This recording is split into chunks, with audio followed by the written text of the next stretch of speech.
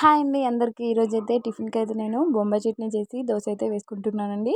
First అయితే బొంబాయి చట్నీ కోసం కళాయిలో ఆయిల్ వేసాను. పోపు దినుసులు వేసుకున్నానండి. పోపు దినుసులు వేసుకుని ఆనియన్స్ కూడా వేసుకున్నానండి. బాగా వేపుకుంటున్నాను. ఇక పచ్చిమిర్చి అయితే వేసుకున్నానండి. పచ్చిమిర్చి వేసుకున్నాక బఠానీ అయితే వేసుకున్నాను.